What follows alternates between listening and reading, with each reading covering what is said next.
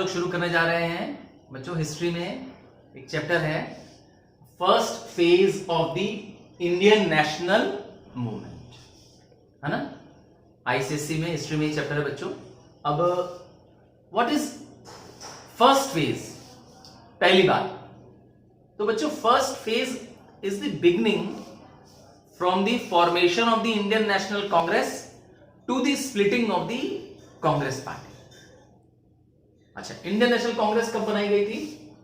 1885। और कब तक यूनाइटेड रही पार्टी? कब तक इंडियन नेशनल कांग्रेस यूनाइटेड रही? 1907। 1907 में कांग्रेस में स्प्लिट हो गया सूरत सेशन में, और एक्सट्रीमिस्ट और मॉडरेट्स दो तरह के कांग्रेस लीडर्स हो गए। तो हमारा चल रहा है फर्स्ट फेज इस पीरियड के बीच में। Let's see the early nationalist. कौन है ये अर्ली नेशनलिस्ट? आओ देखते हैं। मैंने टाइम पीरियड दे दिया 1885 से लेकर के। Why 1885? 1885 is the year in which Indian National Congress was formed by AOU, है ना।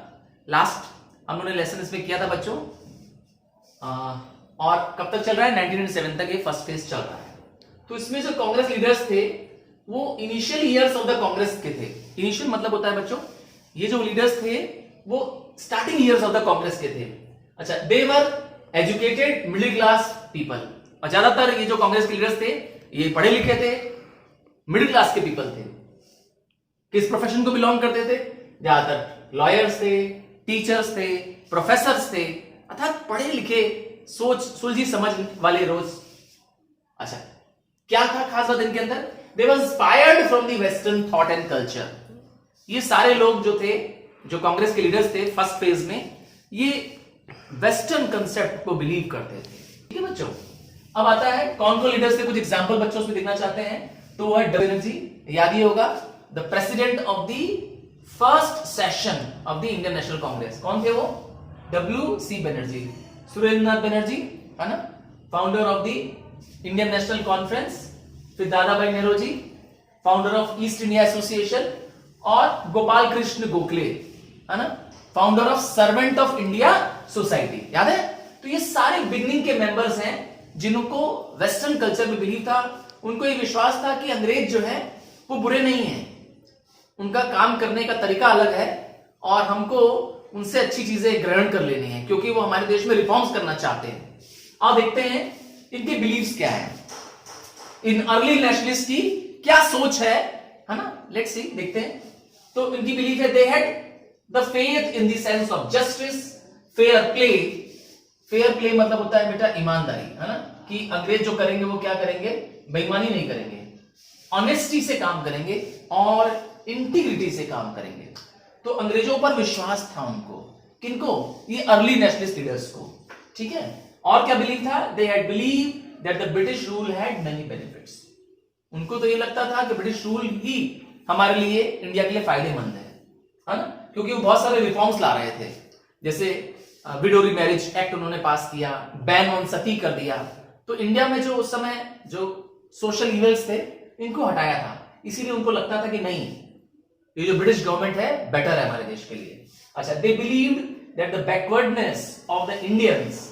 हमारा देश बैकवर्ड क्यों है? क्या सोचते थे वो लोग? क्योंकि हमारा backwardness was the obstacle of the हमारी प्रोग्रेस। हमारी खुद की बैकवर्डनेस हमारे प्रोग्रेस को रोक रही थी। It was not the British rule but it was the backwardness of Indian. हमारी पुरानी सोच हमें आगे बढ़ने से रोक रही थी। ठीक। They had believe in the constitutional and peaceful methods to achieve their aims. और किस पे बिलीव करते थे बच्चों? वो कॉन्स्टिट्यूशनल मेथड्स पे बिलीव करते थे, पीसफुल मेथड्स पे बिलीव करते थे। वो वायलेंस पे और एजिटेशन पे। वायलेंस मतलब लड़ाई होता है, एजिटेशन मतलब होता है बहुत ज्यादा शोर शराबा करना, है ना। तो इस पे बिलीव वो नहीं करते थे। तो इनके मेथड्स बहुत सिंपल थे बच्चों। अब आते हैं इनकी डिमांड्स क्या थी। शुरुआत में जब ये अर्ली नेशनलिस्ट ने गवर्नमेंट से डिमांड की, ब्रिटिश गवर्नमेंट से, तो क्या डिमांड्स की उन्होंने देखते हैं बच्चों। ये जो डिमांड्स हैं इनकी, सबसे पहली डिमांड मुझे दिख रही है बच्चों, कॉन्स्टिट्यूशनल रिफॉर्म्स। ये एक हेडिंग है, इस हेडिंग में सब पॉइंट्स हैं। तो डिमांड का नाम मैंने क्या बताया बच्चों, कॉन्स्टिट्यूशनल रिफॉर्म्स। क्या कौन से रिफॉर्म्स है, क्या कानूनी बदलाव चाहते थे, चाहते थे कि एवोल्यूशन ऑफ इंडियन काउंसिल हो जाए। क्या हो जाए बच्चों, इंडियन काउंसिल को बंद कर दिया जाए। Indian council is a member of 15 committee of 15 members who supports और एडवाइसेस दी वॉइसर। तो क्योंकि इसमें सारे अंग्रेज मेंबर थे, इसीलिए लोग चाहते थे कि यस इसको क्या कर दिया जाए, बंद कर दिया जाए, एबॉलिश कर दिया जाए। और क्या चाहते थे, ये पॉइंट नंबर 1 है बच्चे, ठीक है, ये एक पॉइंट है, ये जो सेमीकोलन लगाया इसके बाद ये दूसरा पॉइंट है, ये हर एक सेपरेट पॉइंट है, ठीक है बच्चों। तो कॉन्स्टिट्यूशनल रिफॉर्म पहला क्या मैंने बताया, एवोल्यूशन ऑफ इंडियन काउंसिल, दूसरा बताया expansion of legislative council and assemblies. जो हमारे देश में लेजिस्लेटिव काउंसिल्स थी और असेंबलीज थी उसकी संख्या बढ़ाना चाहते थे उसमें इंडियन मेंबर्स की संख्या बढ़ जाए, चाहे वो सेंटर में हो चाहे प्रोविंशियल गवर्नमेंट्स में हो, ठीक है। यहां भी सेमीकोलन है, तो ये 2 पॉइंट हो गया बच्चों। ये 3rd पॉइंट है बच्चों। और क्या चाहते थे, self government within the British empire. देखा, वो चाहते थे क्या मिल जाए, स्वराज मिले, है ना, मतलब गवर्नमेंट ब्रिटिश की रहे पर रूल कौन करे, हम लोग करें, ठीक है। ये तो हो गया 3 उनके कॉन्स्टिट्यूशनल रिफॉर्म्स। अब आ रहा है बच्चों कौन से रिफॉर्म्स चाहते हैं हम लोग, इकोनॉमिक रिफॉर्म्स। देखो जब भी इकोनॉमिक वर्ड आएगा ना बच्चों तो इसका मतलब आता है reforms in terms of money, है ना। मॉनेटरी रिफॉर्म्स क्या चाहते थे, है ना, पैसों में क्या चाहते थे, जैसे चाहते थे, ये फर्स्ट पॉइंट है बच्चा, reduction in the expenditure on army. क्या करना चाहते थे कि सरकार जो सेना में बहुत खर्चे कर रही है उस खर्चों को कम करे और जो पैसा बचे क्या करें उस पैसे को, उस सेविंग्स को, हेल्थ को, वेलफेयर ऑफ द पीपल को लगा दें। ये है पॉइंट नंबर 1, यहां सेमीकोलन है, ठीक है। सेमीकोलन के बाद सेकंड पॉइंट है। और क्या चाहते थे, प्रोवाइडिंग चीप क्रेडिट, क्रेडिट मतलब होता है loan, cheap credit to peasants. चाहते थे फार्मर्स को क्या मिल जाए, बैंकों के द्वारा, डेवलपमेंट बैंक्स द्वारा, गवर्नमेंट द्वारा बनाई गई बैंकों द्वारा सस्ते में ब्याज मिल जाए, सस्ते में लोन मिल जाए। 3rd पॉइंट बच्चों क्या है, reduction in the land tax. Land tax मतलब होता है लगान, है ना, जो लैंड रेवेन्यू होता है उसको क्या करना चाहते थे, वो कम करना चाहते थे। और protection of the farmers from the zamindars. जमींदार बड़े अनजस्ट होते थे, अन्यायपूर्ण बिहेव करते थे, तो उनसे फार्मर्स की रक्षा करना चाहते थे। Zamindar were appointed by the British to collect the land revenue. तो ये जमींदार बड़े अनजस्ट नेचर के लोग होते थे, बड़े रफ एंड टफ टाइप के लोग होते थे, है ना, और किसानों को दबाकर, हड़काकर, धमकाकर, है ना, लगान वसूल लेते थे, तो ताकि ये ऐसा ना कर सके, किसानों की रक्षा हो सके उनसे। ये था इकोनॉमिक रिफॉर्म्स। अब हम आगे देखने जा रहे हैं 3rd हेडिंग बच्चों, एडमिनिस्ट्रेटिव रिफॉर्म्स। अर्थात देश के एडमिनिस्ट्रेशन में, देश को चलाने में क्या रिफॉर्म्स चाहते थे। पहला पॉइंट है बच्चों, Indianisation of the civil services exam. वो चाहते थे कि भारत में ही सिविल सर्विस का एग्जाम हो। एक्चुअली सिविल सर्विसेज के एग्जाम पहले सिर्फ इंग्लैंड में होते थे, तो वो चाहते थे कि नहीं, वो इंडिया में भी एग्जाम हो और इंग्लैंड में तो हो रहा है, कोई बात नहीं, और जो कि बाद में ऐसा होगा क्योंकि ये मांग मान ली जाएगी। और क्या रिफॉर्म्स चाहते थे, सेकंड पॉइंट है बच्चों, complete separation of executive and judiciary. देखो लेजिस्लेटिव लॉ बनाता है, एग्जीक्यूटिव उसको इंप्लीमेंट करता है, और जुडिशरी क्या करता है, जुडिशरी देखता है कि करेक्टनेस ऑफ द लॉ है कि नहीं, जुडिशियल सिस्टम को फॉलो करता है वो। तो चाहते थे कि इन दोनों में क्या हो जाए, सेपरेशन हो जाए, एग्जीक्यूटिव और जुडिशरी सेम नहीं हो, ठीक है। अदरवाइज दे विल क्या करेंगे, अदरवाइज वो लॉ को मैनिपुलेट कर लेंगे, ठीक है। और क्या चाहते थे, 3rd पॉइंट क्या है बच्चों एडमिनिस्ट्रेटिव रिफॉर्म्स में, repeal of the arms act. अर्थात अंग्रेजों ने एक आर्म्स एक्ट बनाया था और लाइसेंस एक्ट बनाया था, इन दोनों को बंद कर देना चाहते थे, क्योंकि ये दोनों यूरोपियंस को अर्थात ब्रिटिशर्स को फेवर करते थे, हमारे को फेवर इंडियन के पक्ष में नहीं थे, है ना। जैसे आर्म्स एक्ट में कहा था कि Indians are not allowed to keep arms, है ना, ओनली एक्सेप्ट द लाइसेंस, अगर होगा तो विद लाइसेंस होगा। जबकि यूरोपियंस को क्या था, they were free to keep arms, उनको आर्म्स रखने की छूट थी, ठीक है। 3 रिफॉर्म्स हो गए बच्चों, तुम ध्यान दोगे, मैं हर रिफॉर्म्स में 3-3 पॉइंट लिख रहा हूं, है ना, ये तुम लोगों रिफॉर्म्स के ये सेपरेट पॉइंट है, जहां सेमीकोलन आ रहा है वहां पर एक सेपरेट पॉइंट है बच्चों। अब नेक्स्ट हेडिंग है बच्चों, डिफेंस ऑफ सिविल राइट्स। क्या चाहते थे, हम भारतवासियों को सिविल राइट्स दिला देना चाहते थे। समाज में रहने के लिए जो कानून की जरूरत पड़ती है ना, उसको कहते हैं सिविल राइट्स, है ना। जैसे पहला पॉइंट है removal of restriction on freedom of press and speech. अंग्रेजों ने बहुत सारे रोक टोक लगा रखे थे हम पर, है ना। जैसे वर्नाकुलर प्रेस एक्ट बना रखा था, इसमें वर्नाकुलर्स अर्थात लोकल न्यूज़पेपर्स को अंग्रेजों के खिलाफ छापने की अनुमति नहीं थी।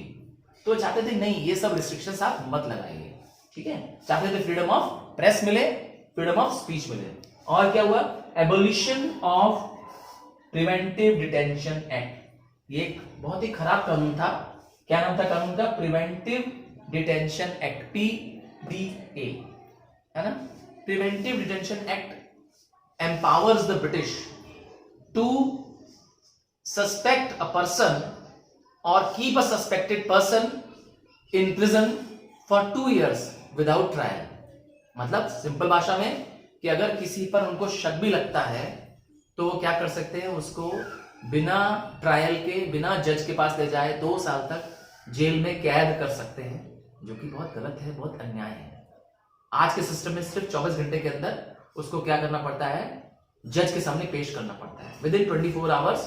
तो देखा ना, प्रिवेंटिव डिटेंशन एक्ट को क्या करना चाहते थे, बंद कर देना चाहते थे, क्योंकि वो अंग्रेजों को फेवर कर रहा था, है ना, इंडियंस के राइट छीन रहा था। और क्या राइट देना चाहते थे, right to assemble and form associations, है ना। अगेन ये सिविल राइट है। चाहते थे कि हम लोग को मीटिंग करने का, हम लोग चाहे तो कहीं एकजुट होकर के, है ना, वार्तालाप कर सके, डिस्कशन कर सके, एसोसिएशन अपनी संस्था बना सके, इसकी भी हमें राइट्स मिल जाए, इसका भी हमें अनुमति मिल जाए। क्लियर है स्टूडेंट्स।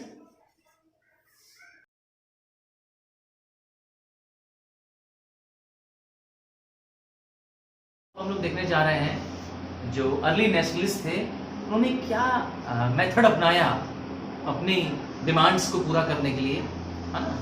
उन्होंने जो रिफॉर्म्स चाहते थे गवर्नमेंट से, उसको पूरा करने के लिए क्या क्या मेथड्स उन्होंने अपनाया।